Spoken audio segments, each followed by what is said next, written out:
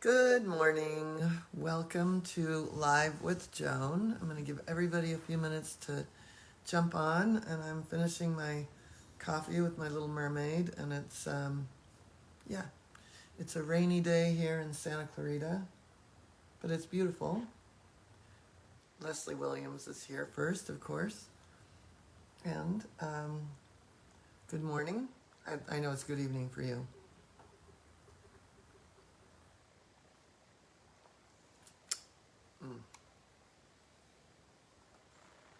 Hi. Okay, so we are going to see Afton again with that cute dog that we talked to last week. And there's Shannon. How fun. And Joyce Lee Leggett is here. And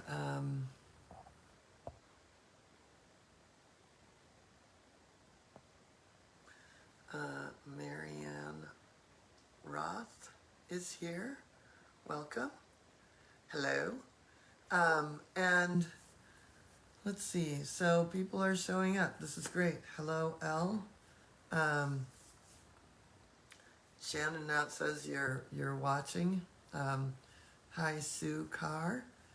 So this is fun. We don't have Claudia again today because she's actually almost here in Los Angeles County. She's moving back from Florida. She and her husband and her son are in an RV. I think they're in Arizona today.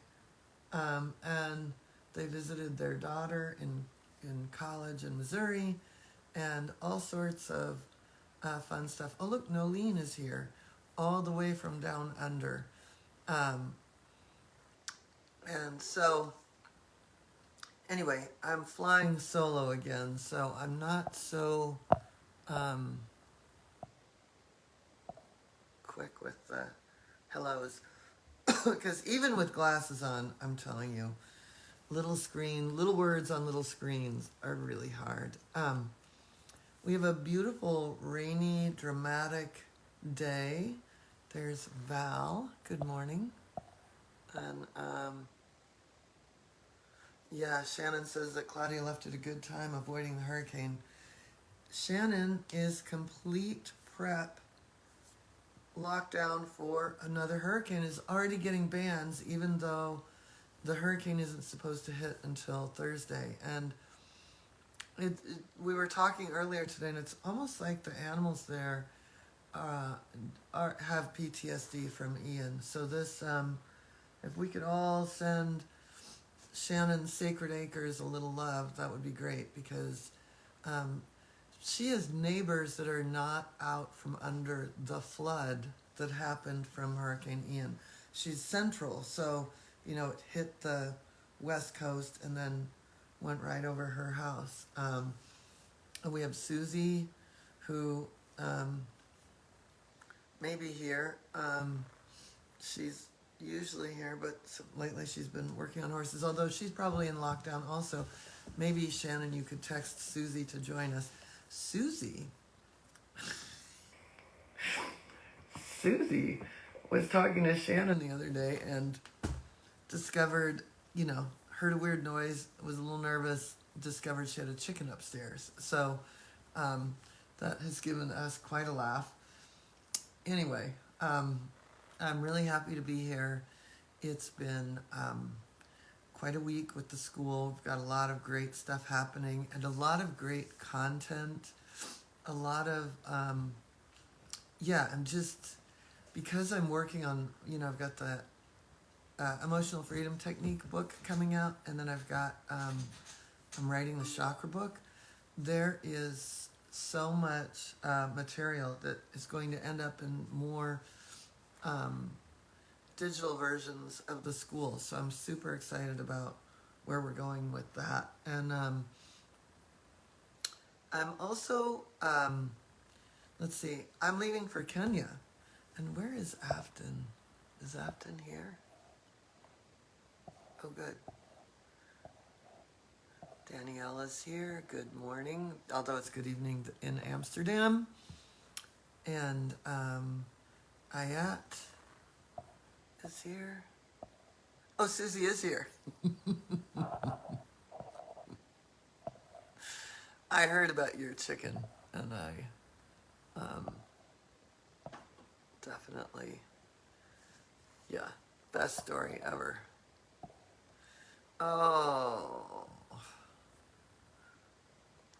yeah, the barometric pressure change. It's not just the damage that the hurricane does and the wind and all the wildlife has to hide, but it also, all that, the barometric pressure shifts make for colic in horses. So yeah, where is Afton?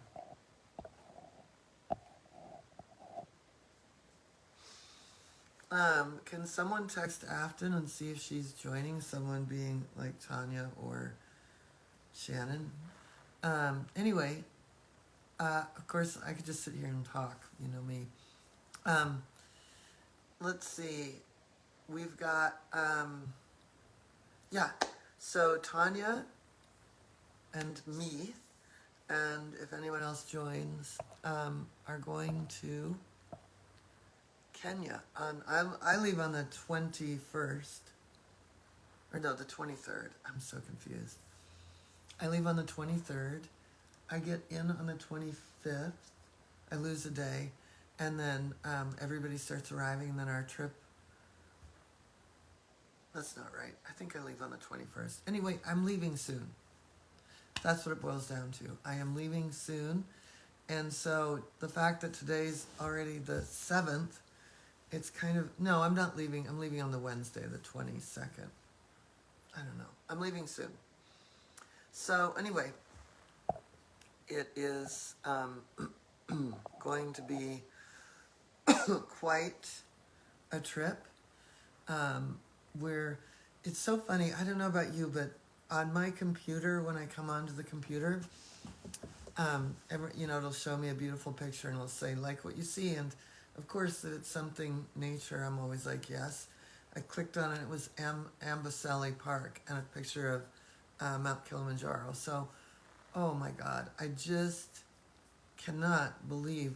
I've been to Kenya before, but I've never been to Amboseli Park. And that's where there are flamingos. I mean, it's going to be crazy great. And then, of course, the Tumba camp, where we will see the orphans that are juvenile age. So the orphan elephants first go to the baby nursery in Nairobi, and then they go to, hi Jane, then they go to one of 3 camps. One of them is Tumba camp, which is south. It's south of Nairobi. That's all I know. And it's where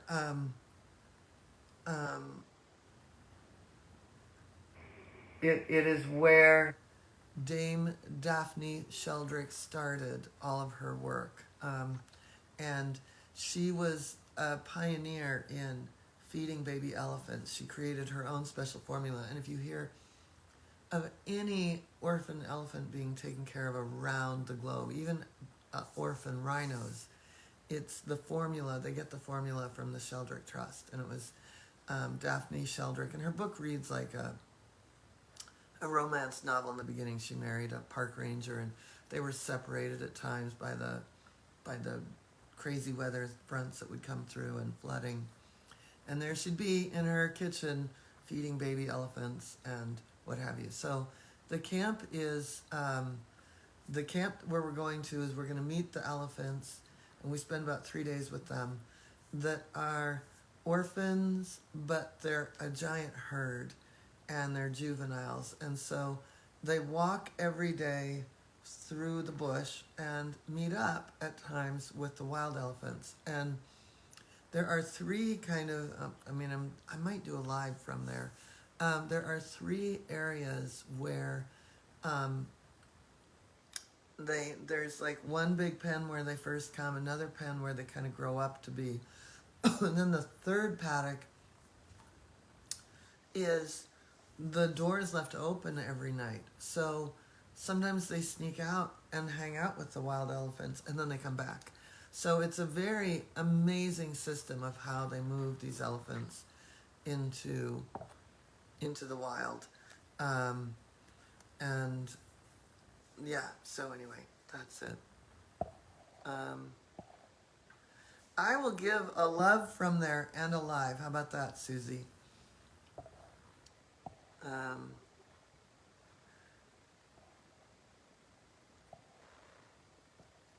let's see what Danielle is saying. I love Kenya. My friend was there last month. She was at Amboseli. Lots of change there. I'm a bit jealous. Elephant Orphan is amazing. Can't wait to watch what you share with us. Yeah, it will be cool. I will try to do a live from there. Definitely. I'll have Tanya and Afton with me. Okay.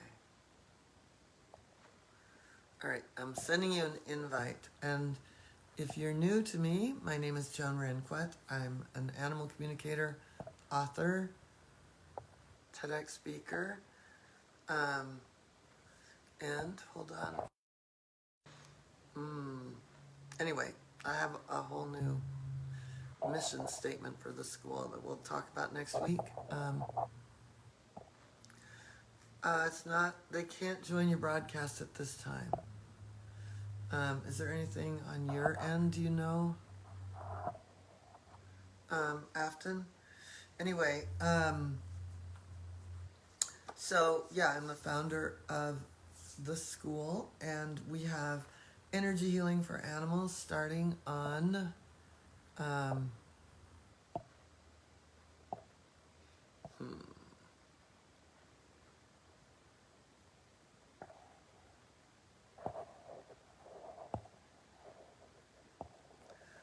starting on Thursday. I don't know why it's not letting me.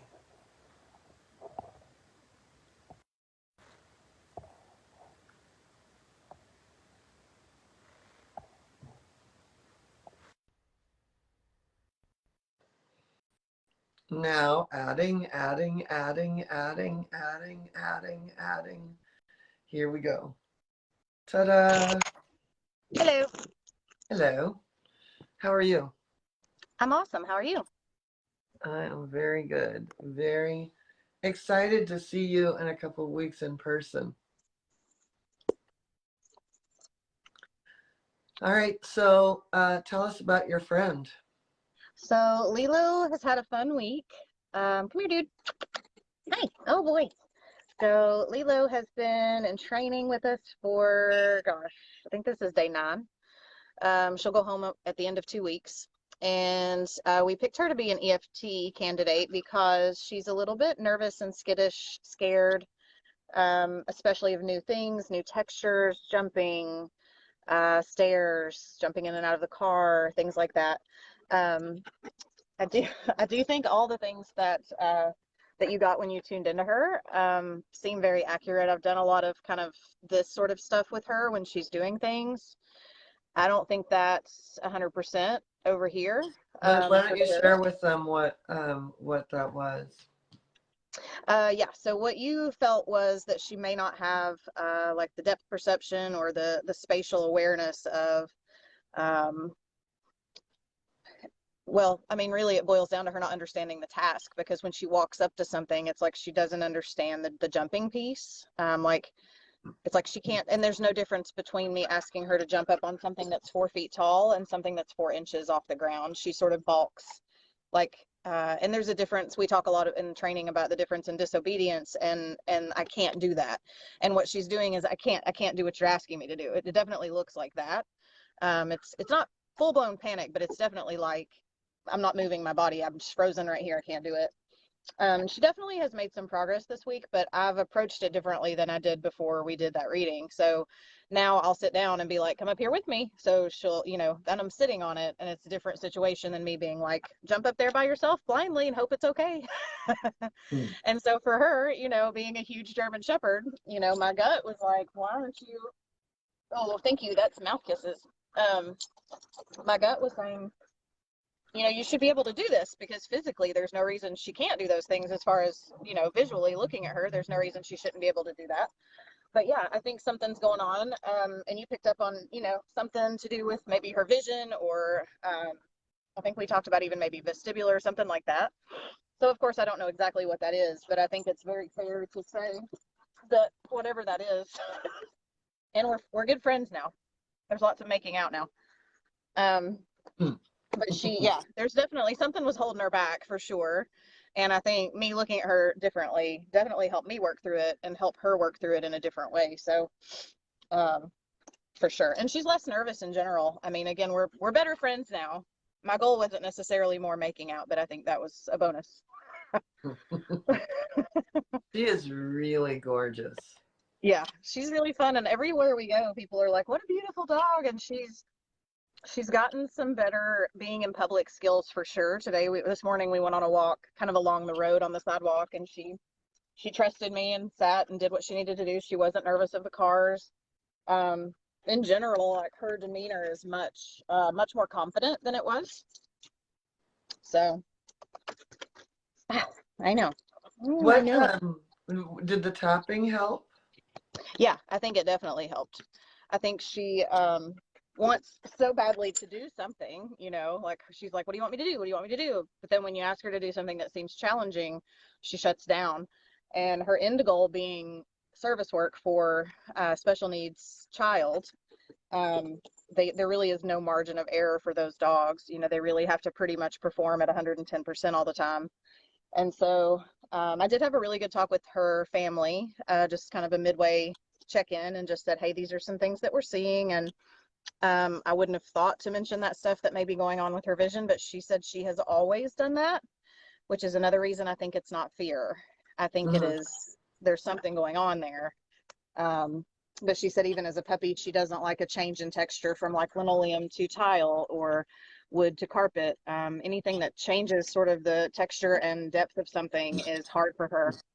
So we talked about that a little bit. I think when she gets her back this week, she's going to probably take her to have a checkup and just see if they see anything. And then, you know, we talked about where to go from here. So as we move through more advanced skills, you know, I think we'll both have a better understanding of who she is and how hard we can push her to do XYZ things, and where we need to maybe help her more than we would help your average dog through some of those things. What what would be a next step then? If, I mean, are they getting that she's not going to be a great dog for that? Yeah, I think that the conversation we had is kind of, if I were to choose a dog for you, it would look like this. And I kind of gave them 8 or 9 sort of personality and traits that would be in that category for that dog. And I said, you know, she's lovely and she has a lot of fun, and she is lovely. She's super fun in the house. She's like, what do you want to do? You know, she's great. She's fun. She's a party, for sure. But she was like, oh, I absolutely know. She's like, if you could just get her where we could like handle her in public without her dragging me down. And she's pregnant, the mom, which I didn't know until this week. So she has the 3-year-old autistic little boy, and one on the way. So she's got her hands full, and I think she's going to be really happy with her progress. She's definitely, again, much less anxious, much less pacey, and just kind of unsettled. Like she's much more grounded and much more kind of aware of her surroundings and not so panicky. And I mean, her basic skills are, you know, they're on point. She's just nervous, so you have to just kind of hold her hand a little more. And I think it'll take her a little longer to get where it's confidence building, really, is kind of where we are. So the basic skills are there. We just have to build her confidence in doing those so that she's better at holding them longer and holding them without you being so close. Just kind of building the confidence. And then, yeah, I would love to have like a medical eval to see if there's anything else that can be done to help that, whatever that other issue may be. What do you think? Just because if we're going to do some tapping with her, what would be? I mean, obviously we want confidence. I feel like sometimes with the depth perception thing too. I mean, the sense I had last week is it's almost kind of the static sound of like, you know, it's like it's a a seeing that turns into a feeling that becomes almost loud. Does that make Yeah. sense? Yeah, that makes sense. Her focus, I would say focus and confidence are probably the two things that I would say are my most immediate goals for her would be to help her Focus. focus. Because I do feel like that's it's very easy for her to kind of zone in on something else. Um, yeah, so focus on the task at hand, like the job we'd like her to do, and confidence that she can do it. Because she can. And she is going up and down my stairs all by herself. There's 20 of them. So now when she comes out, and it was, I mean, it was painful to watch her. It was like watching a person having a panic attack trying to get on a plane. Like it was full blown panic attack trying to go up the steps. And I didn't, I just let her do what she needed to do to work through it. But I just wanted to pick her up and be like, it's fine. I'll just carry you up the stairs. You're 90 pounds. It's fine. It'll be fine. But of course, that's not the solution. That's not going to help her or me. So she can do them now. Susie says, remarkable what the communication did for the training. Maybe you could speak to that a little bit because we'll do some tapping here in a moment, but maybe you could talk about how the communication and the EFT helps with the training. Yeah, I think, I mean, from the years of rescue and now the years of training, like there's always going to be a situation that surprises you or isn't what you expected or isn't like the normal kind of way things happen when you're doing the progression of things. And when that happens, when you've sort of thrown everything at it you can from a training standpoint, from an experiential standpoint, and from a veterinary standpoint, then you're kind of just looking at the dog like, what do we do now? And until the school, I didn't have anything else in my tool belt. I mean, it was pretty much those three things. And if I hadn't learned it in one of those avenues or didn't have another person to ask there, that was pretty much it. And so the thing that was missing is really asking them. And I mean, people say it all the time. I had a client say it to me a couple of days ago. If I could just tell her this is what's happening, you know, a training client, not a communication client. But I was like, well, we can just tell her. We can just tell her that's what's happening. But yeah, it's I think what I've seen that's been really cool is sometimes just letting them say what they need to say and be heard shifts things because they're not heard, and they're often misinterpreted, the things they're trying to do. So often a bad behavior is, I'm trying this, I'm trying this, I'm trying this, and then it doesn't work. So they're like, I'll try it harder, I'll try it harder. And their goal isn't making you mad or not doing what you want. They're just trying to do harder the only thing they know to try. And Yes. so if you can figure out what's the root of that, like why do they think that's the answer, or what's what's their favorite thing that might change this thing you do to make it more fun or whatever. There's always something that comes up in a communication that makes the relationship better, that gives you a deeper understanding of what they need and want and where they are. And I think, it's hard for me, we talked about this last week, like to switch hats, if you are a dog trainer or a massage therapist or whatever you are, and then something comes at you that sort of that toolbox doesn't work for, you have to be able to sort of professionally work in both, and still being ethical in both, which is kind of a fun balance. Yeah, but it's cool though to have that extra layer. And then the EFT, of course, once you've figured out kind of what's going on in their head and their heart, then you can specifically target it to try to help them move through it. So it's been the coolest thing. I mean, really, there's no shortage of information available on lots and lots of things. But like, I think I said it last week, but like EFT is such a short, like it's so much bang for your buck. Like you put, the time into doing it properly and getting the plan together the right way. And then there's this huge shift in just a few, if she were in talk therapy, who knows how long it would take her to like feel this rounded and do the stairs and overcome her fears, and we've done all this in a week. Yeah, that's Yeah. amazing.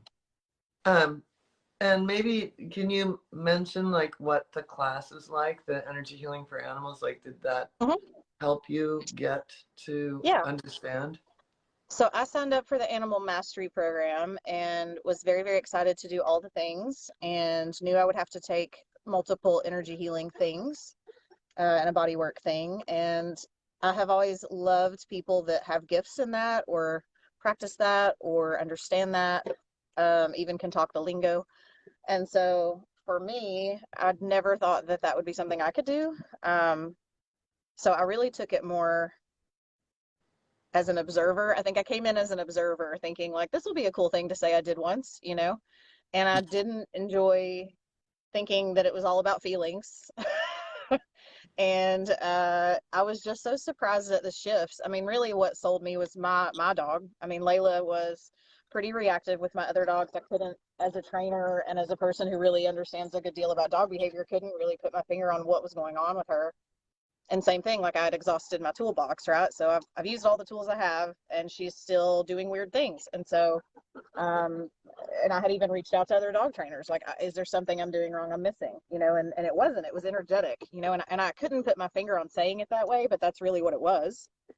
So the things I'm doing, it's not a training issue. So I can train her all day. She'll know more tricks, but it won't change the thing she's doing that's wrong because something's wrong. And so when we communicated with her, of course, everybody felt that, like they felt like there's something like energy builds up and builds up, and that's what it looks like from an observer. And then she was doing something reactive, I would say once a week, sometimes twice a week. And now it's probably down to once every 4 or 5 months. That's And I amazing. still do EFT on her. Yeah. And it's much less severe. I mean, we were talking, I think Daisy had to go to the vet 3 or 4 times for different stitches and different things. Because she has the most fragile skin. It's not necessarily because Lela attacked her really egregiously. It's just like she touches her and her little peach fuzz skin is like, bleh.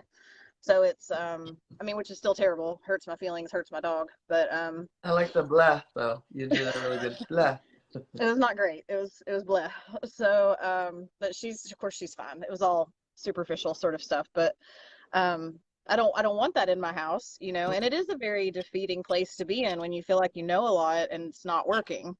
And so then to have another way to kind of zone into what would be a better plan than the things I know how to do, you know, and then be open to figuring out how to use it properly. So yeah, with Lela, I mean, it was not an immediate shift over, but the immediate shift was definitely decreasing that intensity was immediate.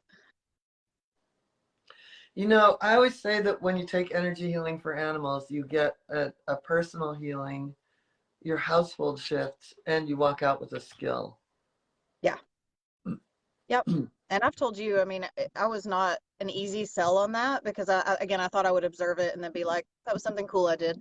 But I use it on Lela all the time and she'll ask for it. I mean, I've heard you say that your cat will come over and ask for things, and Lela will get kind of tired of the chaos of the house and she'll come over and sit near me when I get quiet and put her face out, like do the stuff you're gonna do. When she's done, I'll do however many rounds and she'll get up and walk away. She's done. But she knows that it helps her come back down. So if I can do it regularly enough, I can keep her from getting too high. That's awesome. All Yeah, right. it's amazing. Let's tap on Lelu. You have all these Layla, Lelu, Lulu, I have Lulu. a lot of L dogs right now. Yeah, the other one I have is low key, so it's an L home right now.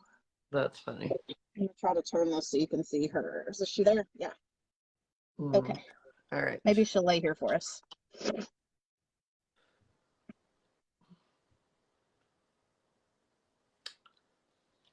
So we're not going to do the setup statement like we would with a human because we've been talking about all of it and what have you. So starting with the inside of the eye, I see things I see things.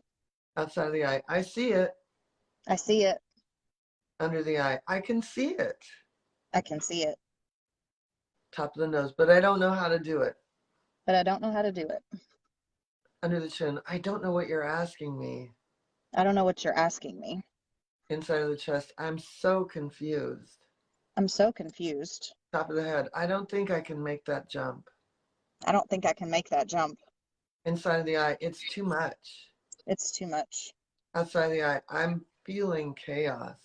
I'm feeling chaos. Under the eye, I hear a buzz when I look at that. I hear a buzz when I look at that. Top of the nose, and I get nervous. And I get nervous. Under the chin, and I start to back up. And I start to back up. Inside of the chest, I just can't do it. I just can't do it. Top of the head, I just can't do what you're asking me to do. I just can't do what you're asking me to do. Inside of the eye, I'm looking around. I'm looking around. Outside of the eye. I'm looking around at everything else. I'm looking around at everything else. Under the eye. I love a good distraction. I love a good distraction. Top of the nose. Please take me out of here. Please take me out of here. Under the chin. This is too much pressure. This is too much pressure. Inside of the chest, and it's starting to buzz. And it's starting to buzz. Top of the head. I hate that buzz. I hate that buzz. Inside of the eye. I hate that buzz. I hate that buzz. Outside of the eye. It's like buzzing on the left side of my head. It's like buzzing on the left side of my head. Under the eye. I can't do it. I can't do it. Top of the nose. I cannot do it. I cannot do it. Under the chin. I can't do it. I can't do it. Inside the chest, it's really freaking me out. It's really freaking me out. Top of the head, and I'm sick of this feeling. And I'm sick of this feeling. Inside of the eye, I really want to let this go. I really want to let this go. Outside of the eye, I'm really letting this go. I'm really letting this go. Under the eye, I'm letting this go. I'm letting this go. Top of the nose, I'm just going to trust. I'm just going to trust. Under the chin, I'm going to make the leap. I'm going to make the leap. Inside the chest, I'm going to leap onto the chair. I'm going to leap onto the chair. Top of the head, because I trust. Because I trust. Inside of the eye, I trust. I trust. Outside of the eye, I trust. I trust. Under the eye, and I'm confident. I'm confident. Top of the nose, I've got this. I've got this. Under the chin, I've got this. I've got this. Inside the chest, I've got this. I've got this. Top of the head, I've got this. I've got this. Okay. And what did you feel? Lots and lots of shifting, especially as you got started, for sure. Yeah, and she didn't try nearly as hard to Wait, wiggle I can't hear you. I'm sorry. Sorry. She didn't try nearly as hard to wiggle worm away this time. She stayed a lot closer. Yeah. Yeah. She liked it. Yeah, what is interesting is it is literally like I have to wonder if she didn't have a head injury on the top of her head. Mm-hmm. And it looks like Bernadette has joined us. I would love, if she has any thoughts on top of the head that would create that much with the sight. Because it's like a depth perception. It really, and then it, like I said, it creates its own sound when she goes to chaos. Mm-hmm. Yeah, it's definitely hard to get her attention if she is, she zones out a little bit, for sure. It's like, I'm scared, we're fine, I'm scared, and then you just can't get her.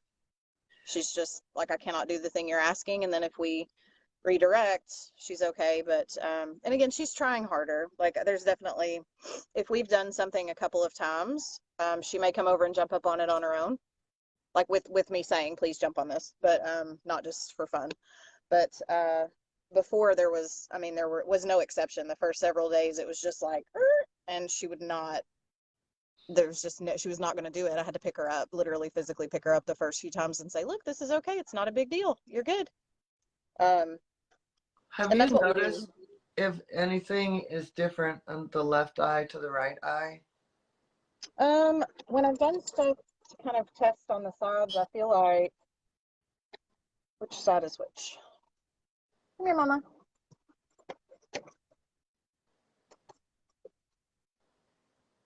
Oh my God, the gibbons are screaming. There's almost no response on the left side if I'm on the side of her, like the peripheral. Yeah, and that's almost the side none. where I feel like it almost starts to. I have to either touch her skin or almost hit her. Oops. Sorry, my phone rang. I have to almost touch her eye. I mean, there has to be like a more of a physical response to me rather than seeing it. Yeah. Yeah.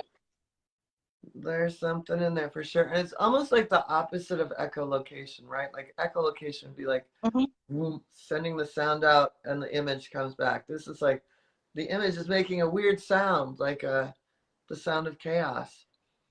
Yeah. Yeah. She can't hear me over it for sure. Sometimes I have to like get her to look at me. Maybe teaching that little boy the EFT. Mm-hmm. Like Yeah. doing the EFT without any script and getting those, because those are really important. Like with Mm-hmm. horses going under here on that stomach 1 or 2, you can get their attention back. Mm-hmm. You can She bring seems them. to really like it. I think if I can teach them just the points to run through the points, I think that would be useful for her ongoing, don't you? Yeah, totally. Yeah. Yeah. Yeah. That's what I do with Layla. I mean, I don't always do a script because she doesn't always need one. I think she knows why we're doing it and she knows what my intention is. So it's kind of just, do you feel like that's muscle memory? Is that muscle memory where your body kind of goes back into when you do the same thing? Does your body remember that you're trying to lower stress and your intention? Yeah, definitely. And all of those points are specifically really calming points.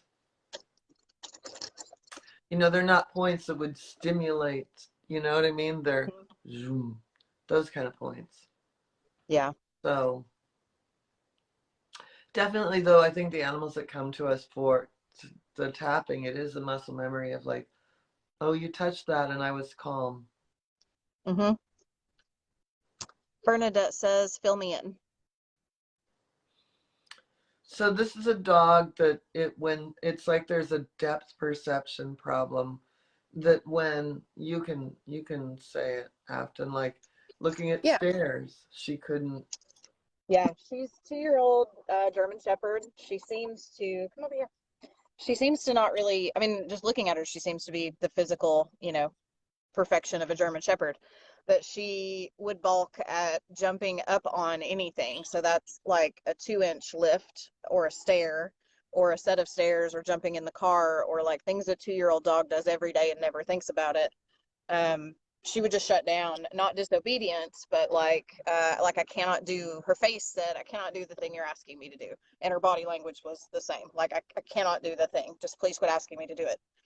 Um, and so when Joan talked to her, she felt definitely something like depth perception or peripheral vision stuff like that. So Especially that the made left total eye. sense. Yeah. And on the left, and it made total sense because that explains why she would be afraid because she's not got all the information that the normal dog has when approaching that situation. I mean, that makes total sense. Yeah, and Bernadette is a holistic vet and is also going to Kenya. Um, her so this dog Bernadette has, when it's almost like she sees this thing, she can't deal with it, and then it's like this buzzing sound happens over the left side, and she can't focus. And so I don't know if there's any medical thing for that, but I know that at least energetically, that's what happens. Is the sound of like when the back in the olden days when the broadcast would be on, when Mm-hmm. the TV would go off at 11 p.m. That's her head. Yeah. Anyway, it'd be interesting to. Yeah, I think they're gonna have her looked at, so we'll see what and I don't know either like what to do for that or with that. I mean, there's medicine for vestibular symptoms for a human. Like there's a roller ball you can put somewhere around your ear. I have no idea what's in that, but excuse me. Thank you. Excuse me. But and she also smells faintly of skunk, which has been lovely. It's getting fainter, at least I'll say that. Oh my God. More faint, fainter, more faint, I think. Yeah. She Either is. way. Yeah, the smell is going away. Yes, it's going away. Been a Uh, long morning. she has such a beautiful face. I love her. Yeah, she's a Uh, nice girl. I'm gonna have her for a while, so she'll go home this weekend, and then I'll have some classes with them over the next couple months to kind of get her where she needs to get. But I think they're really realistic about, you know, they said the magic phrase, which is we want her to go as far as she can go. That's perfect. My goal does for her needs to be specific to her, you Mhm. know, and that's what I want for her. So if she blows us out of the water and in 6 months there's no reactivity and she could get on a plane and be a rock star, then great. And if she can't, whatever version of that she gets close to is totally fine. That's amazing. I mean, what great people. Yeah, they are. And I think, you know, they didn't plan on needing a service dog when they got her. She was intended to be a family pet, you know. So it's a redirect for sure. Um and they love her, of course. And she said, you know, she's kind of wild. How's she doing? And you know, they know she's a handful. So I think again, they're going to be really impressed with just kind of her ability to integrate into the world. I think she has been a COVID um, victim of COVID, like everybody else that was born, human or dog, during this time, or I guess any other animal you would take outside. But they just don't have a lot of life experience either. So even if it is a medical thing that they could have noticed earlier, they wouldn't really have had any reason to. They don't have stairs at their home, and they weren't taking her anywhere because of COVID. So there was no hopping in and out of the car a bunch of times. You know, once in a while she'd do something weird like that, but the rest of the time was in the same environment, in the place she was comfortable, and so she wasn't challenged in that way. So they wouldn't have seen it. You know, but when I said it, she goes, "Oh my God, she's always done that." As soon as I said it. Yeah. And then Bernadette says that it sounds neurological. Maybe get Mhm. an MRI. And I think they're going to get her checked next week. Yeah. They are, and I'll mention that to them, Bernadette. I didn't, of course, I never give medical advice in the communication or in the training because that's not my forte. But I do say, you know, if I'm concerned in either of those areas, like I would, if it were me, I would definitely, you know, do a check-in with a vet. So I'm not going to diagnose her, but I think we get to know him really well in 2 weeks, you know, and I think if we see something, there's usually some validity to that, you know. Yeah, And I mean, you get to know him pretty well in a 10-minute animal communication too. Yeah. absolutely. No, she is fantastic. Um, she's a beauty. Right. Well, thank you so much. You're very welcome. Thank you. I'll And keep for, everybody posted. yeah, we definitely want to hear. And pictures of her jumping on stuff would be great to be in the Yeah, I can do that. Facebook. We'd always do a before and after video, so I'll share her video with you. Okay, cool. Yeah, Yeah, I bet it's going to be amazing. it will. Yeah. She's going to be a movie star too. Yes. She'll be a movie star in the group. Well, I want to thank you for being here, and thank you, Lelu, and thank you, everybody that joined us today. And like I said, we have energy healing for animals starting up this Thursday at 11 or 5. We have a few spots left in both classes. And if you have any questions about it, you can always reach out to Shannon. But there's 10 weeks of classes, and it goes into February because obviously we take the holiday breaks, or it goes into January. There's 10 weeks of classes, and then there's Energy Healing for Animals Fundamentals, which is a 12-week digital course, and we bonus the EFT and the scalar class. So Shannon knows all the bonuses. I just write stuff and teach. But anyway, it's always great to get on a phone call with Shannon, and it's like I said, it's healing. It shifts the household, and you have a skill, and and we're not just doing. I like to say, actually, I've been redoing the mission statement for the school, and I feel like with this work, especially combining it with people like Afton who have a training background, or Bernadette with Holistic Vet, like we're creating a movement here. Um, and the dogs are creating drama in the other room. But we really are creating a movement in a way that animals can stay in forever homes, and that we're being being able to really help with the animals that seem unadoptable in the shelter. That's really going to be a goal with this book coming out, the emotional freedom technique. But yeah, it's dogs like this that we can really impact their lives, right? I mean, Yeah. imagine if you just did a training. Yeah, we see so many dogs, and I can look back and think of dogs that I wish I had known the skill set for. I hope they end up somewhere that somebody does know it. But yeah, in shelter settings, especially, there's a lot of stress and external stimulus. And even just being able to, like you said, even with no script, if you just walk around and do the points and decrease everybody's anxiety, how much good does that do? They show better, they eat better, they're more balanced, they're less anxious, they're going to show better, get adopted better, quicker. I can't talk today apparently, but yeah, I mean, there's no downside to it. Why not do EFT on everybody? Right. Yeah. Thank you. I'm going to send you a check for that. I feel like you just did the best commercial of all. Well, I was a hard sell, and I get it now. I've seen enough, I've seen enough shifting now to know it's worth it. It's worth the time to learn it. It's worth the time to spend with the animals that need it. It's worth it for shelters to know it. It's worth it for sanctuary folks to know it. They need it, Yeah, we need it. We Yeah. definitely need it. All right. Well, thank you. You're very welcome. Thanks for having me. Yeah, And see Lelu. everybody next week in the countdown to Kenya.